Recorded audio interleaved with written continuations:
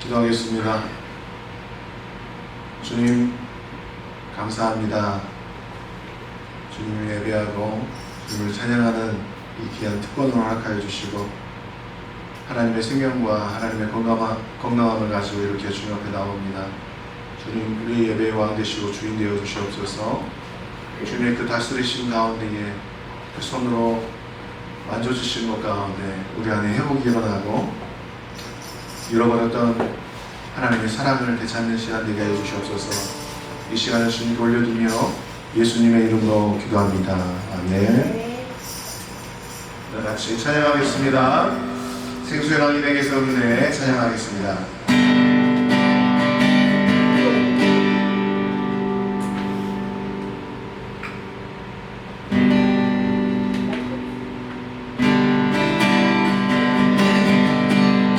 생수의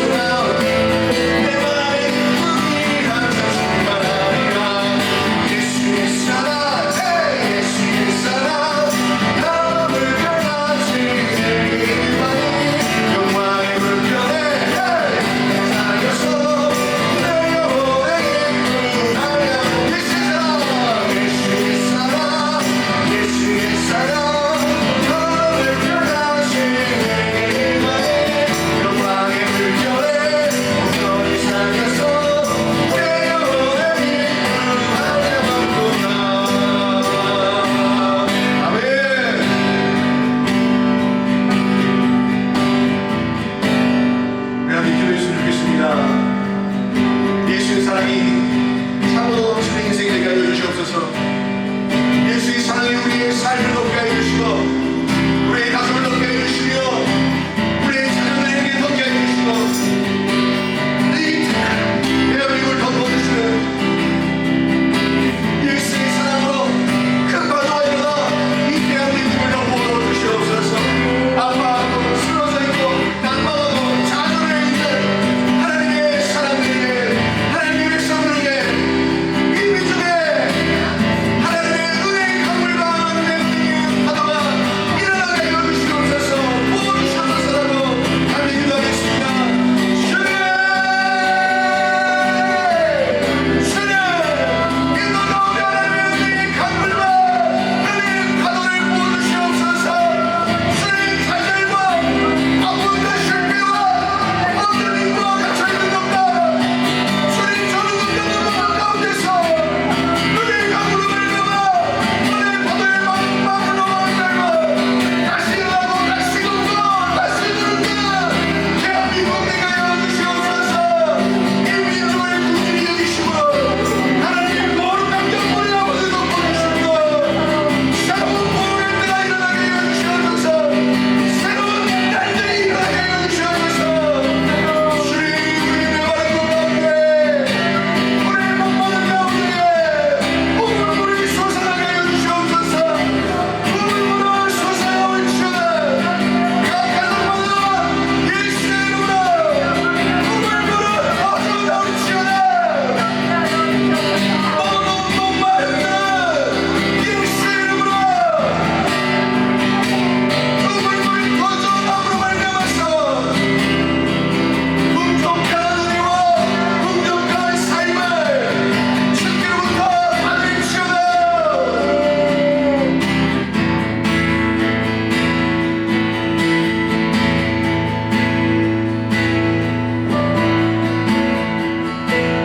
메마른 인간 가운데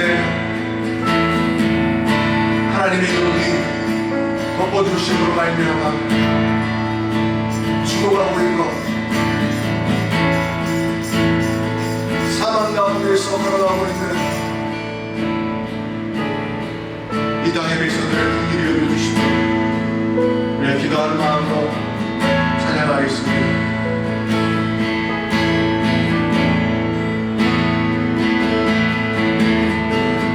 사망의 그늘에 앉아 죽어가는 나의 백성들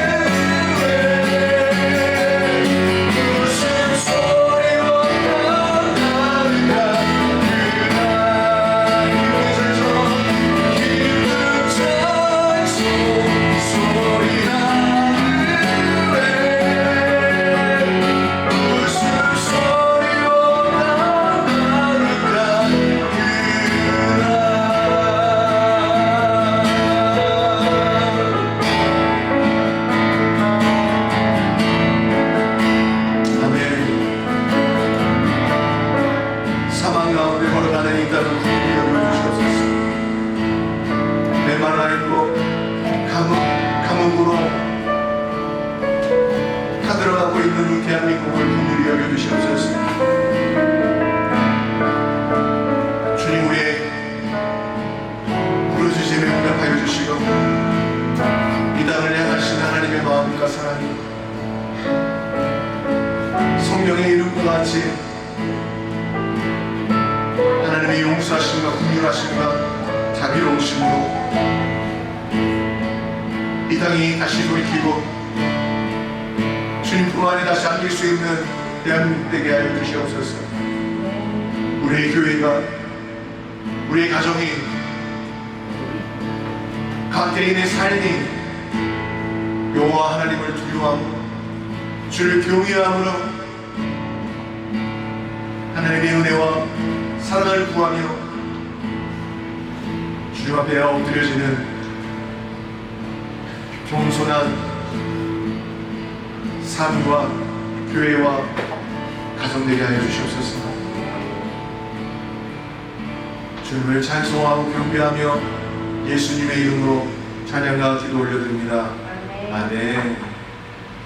할렐루야. 네. 아멘. 네. 네, 올.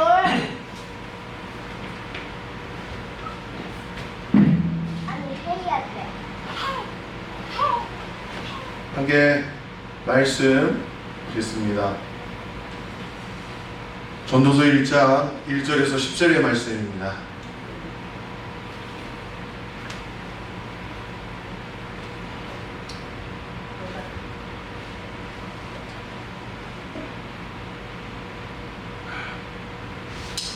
전도서 1장 1절에서 10절의 말씀, 저와 여러분들이 함께 교독하겠습니다. 다윗의 아들 예루살렘 왕 전도자의 말씀이라. 저보자가 이르되 헛되고 헛되며 헛되고 헛되니 것이 헛되리라. 해 아래에서 수고하는 모든 수고가 사람에게 무엇이 유익한가? 한 세대는 가고 한 세대는 오되 땅은 영원히 있으리라.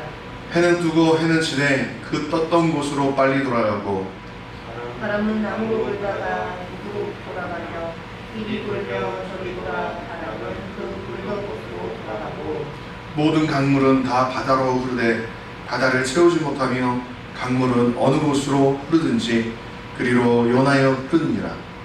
모든 강물이 피곤하다는 것을 사람이 말로 다 할 수 없느니라니 눈은 보아도 감이 없고 귀는 들어도 감이 차지 아니하리라. 이미 있던 것이 후에 다시 있겠고 이미 한 일을 후에 다시 할지라. 해 아래는 새 것이 없나니 무엇을 가리켜 이르기를 오라 이것이 새 것이라 할 것이 있으랴. 누가 짓기 오래 전 세대들에도 이미 있었느니라. 네. 역사는 반복되어집니다. 또한 인생은 우리 인생뿐만 아니라 이 역사에 있었던 인류의 모든 사람들은 삶의 환경은 달라졌지만 또한 삶의 방식은 반복되어지는 것이죠. 3,000년 전에 존재했었던 그 사람들의 욕구와 또한 삶을 향한 그 갈망은 3,000년이 지난 지금도 우리에게 여전히 동일하게 같은 모양으로 드러납니다. 그때에도 성공에 대한 욕망, 욕구, 잘 살고 싶어하는 그 욕구,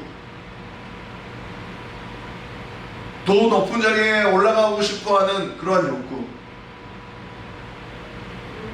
정치적으로나 경제적으로 영향력을 나타내고 싶어하는 그 욕구,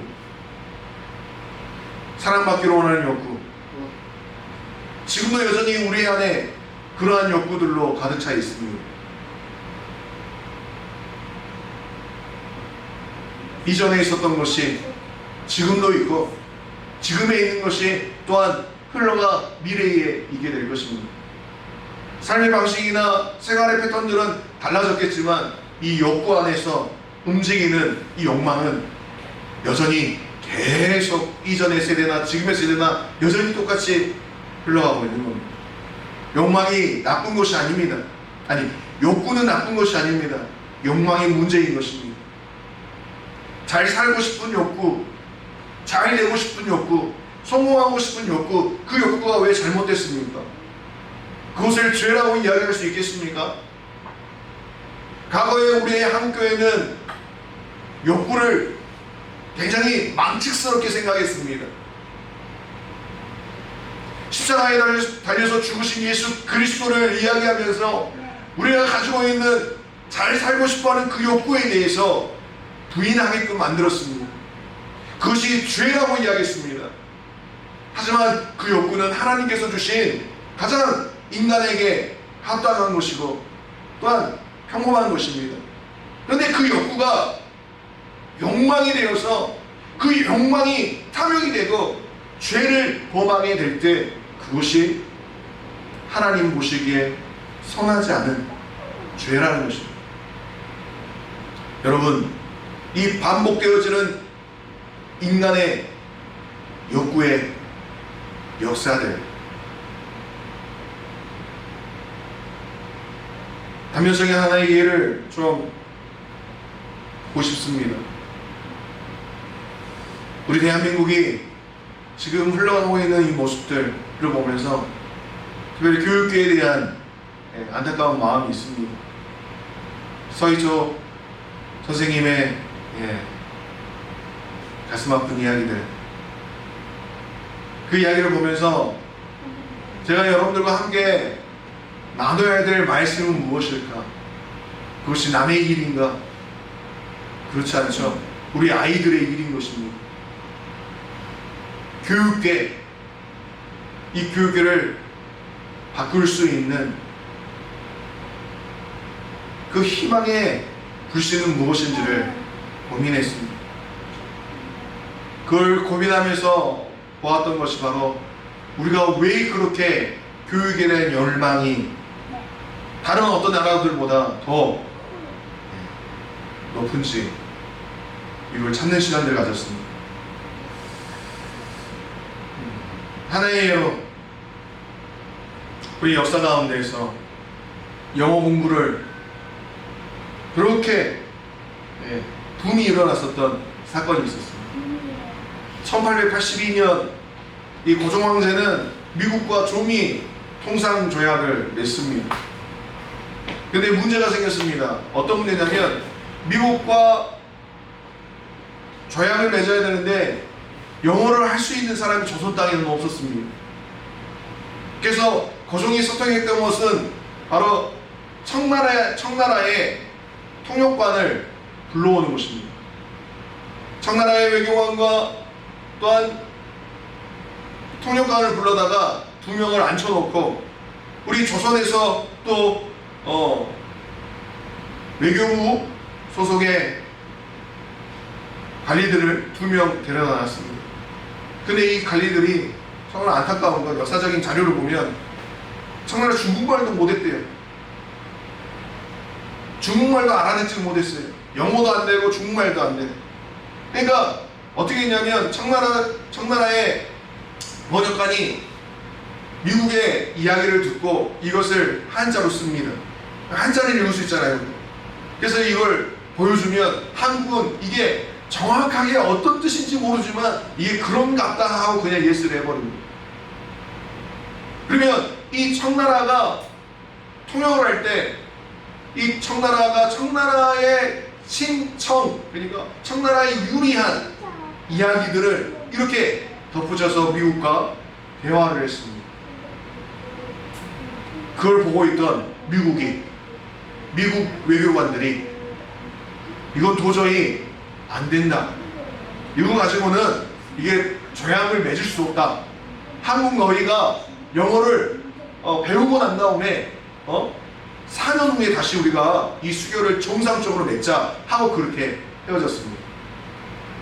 고종 황제가 굉장히 자존심이 구겨졌습니다. 나름 황제고 이 조선 땅에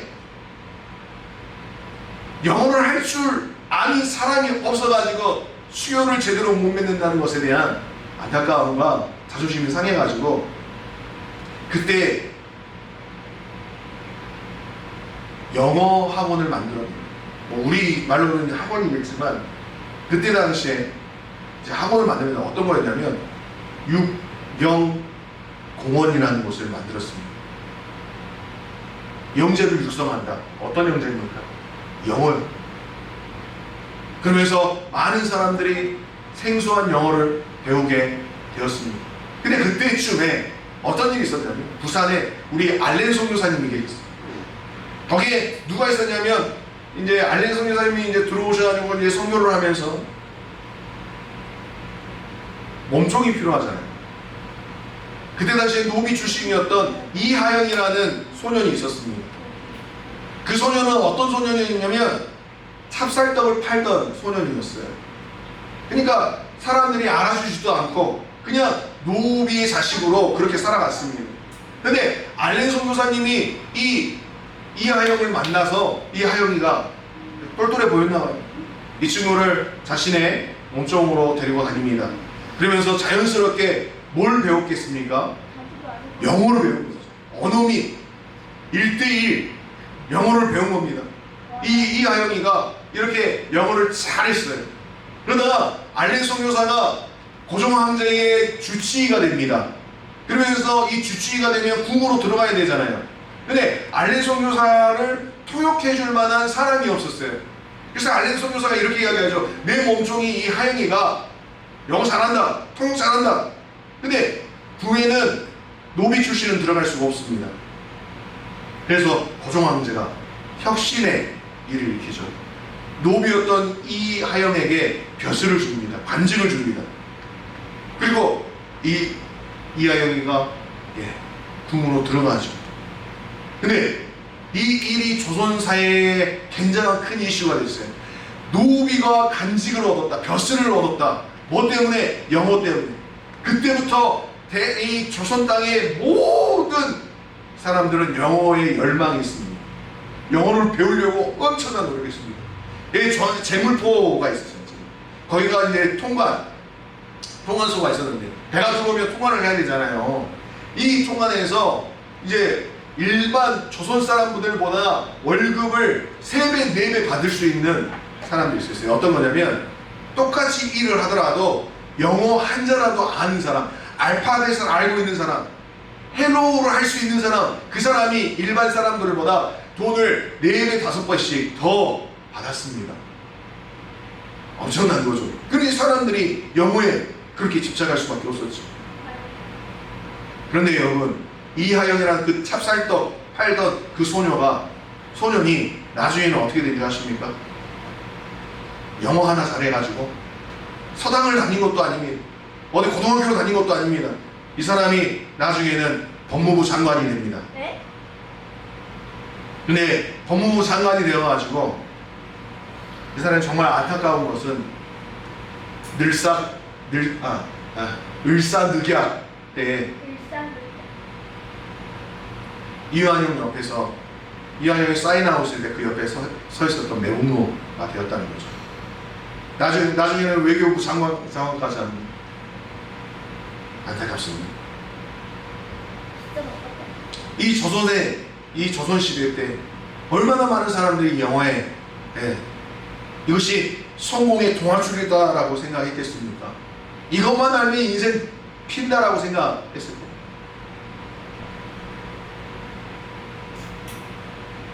공부만 잘하면 신분 상승할 수 있다.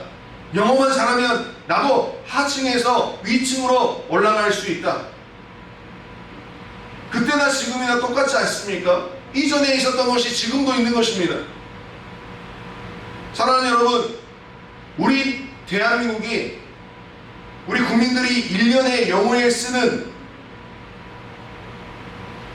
학원비가 얼마인 줄 아십니까? 이건 나라에서 보조를 해주거나 나라에서 운영하는 게 아니라 일반 가정에서 자녀들이나 아니면 개인적으로 이 영어를 배우기 위해서 쓰는 돈이 얼마인 줄 아십니까? 1년에 15조 원입니다. 여러분, 그냥 15조 원이라고 했을 때 그냥 그게 그냥 15조 원인가 보다라고 생각하시는데, 여러분, 그 15조 원은 우리가 만질 수도 없는 돈입니다. 엄청난 돈입니다. 그 돈을 각 가정에서 쏟아붓는 겁니다. 영어가 좋아서가 아니라 영어를 잘해야 신분 상승할 수 있는 기회가 생긴다라는 그 마음 때문에 그렇게 하는 것입니다. 일제강점기가 끝나고 6.25 전쟁 후에 내 자식만은 굶기지 않고 싶은 부모의 마음과 성공한 삶을 주고 싶었던 부모들은 아이들에게 공부에 대한 소망을 심어주려고 합니다. 학교에서 공부를 잘하는 것이 성공의 보장이었습니다.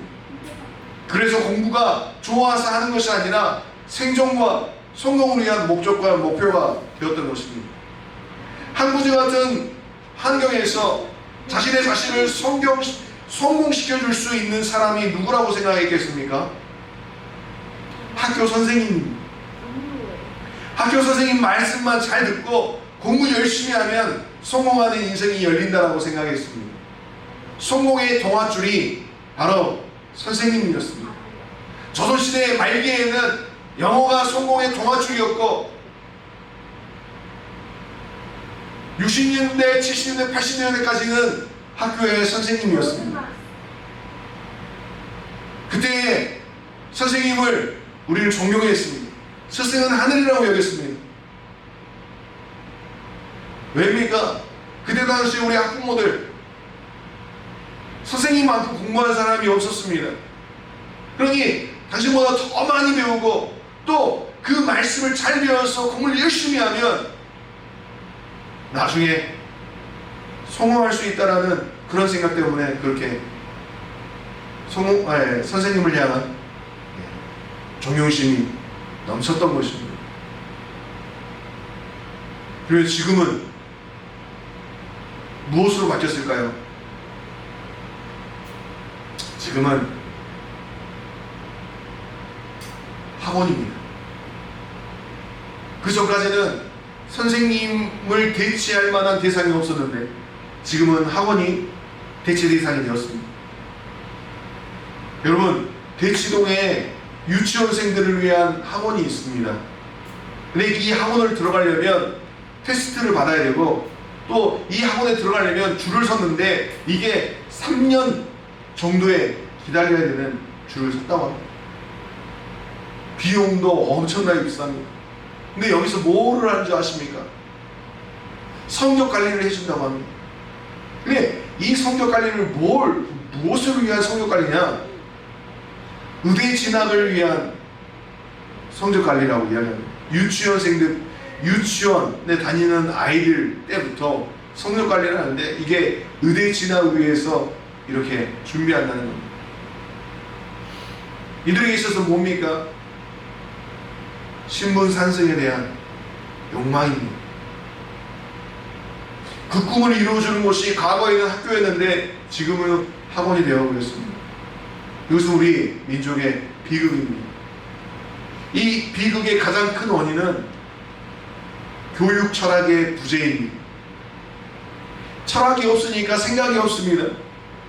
생각이 없으니까 짐승들을 우리 안에 가둬두고 조련하듯이 아이들을 가르치도록 합니다.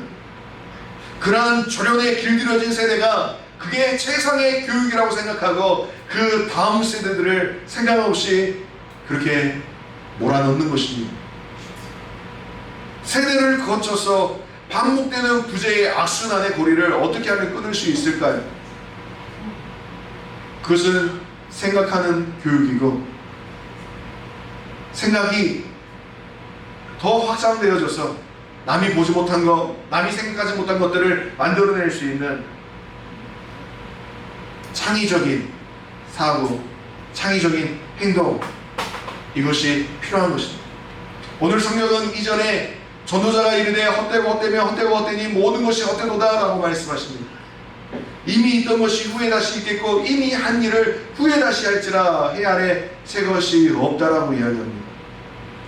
반복되는 인간의 무능의 헛발질이 성경에서 말씀하신 것과 같이 지금도 이 시대에 이어져 오고 있는 것입니다.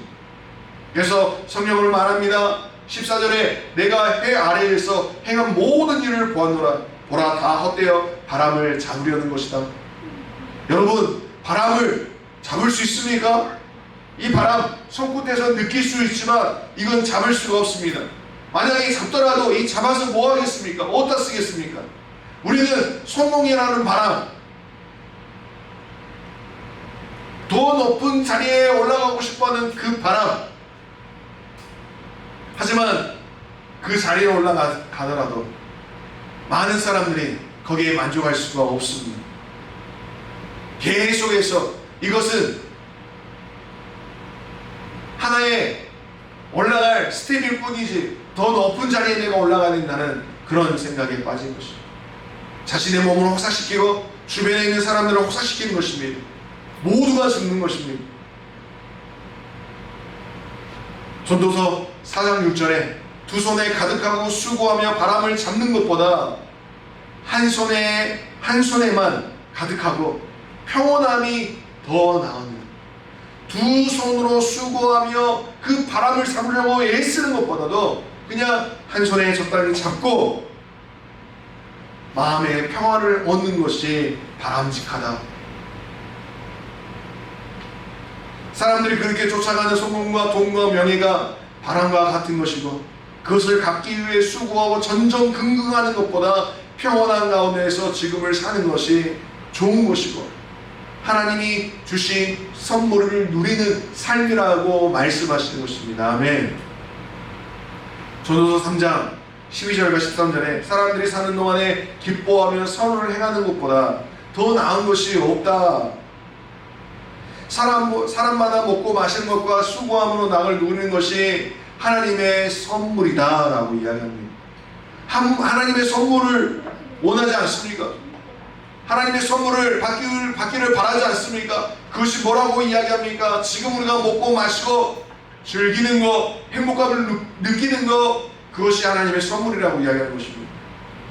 더 높은 차원의 나를 상상하며 더 위대해진 나를 상상하고 더 부유해진 나를 상상하며 사는 것은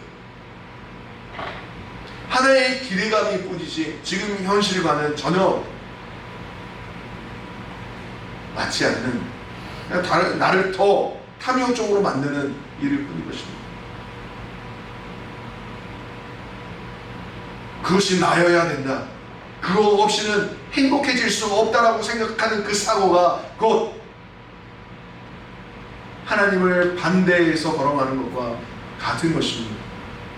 물론 꿈꿀 수 있고 그것에 대해서 소망을 들 수도 있습니다. 하지만 그것보다 그 위에가 하나님이셔야 되고 그 아래가 지금 이 삶을 살게끔 이끌어 가시는 그 하나님의 손길에 감사를 드리는 것이 우선이어야 되는 것이죠. 그리고 난 다음에 꿈을 꾸는 것입니다.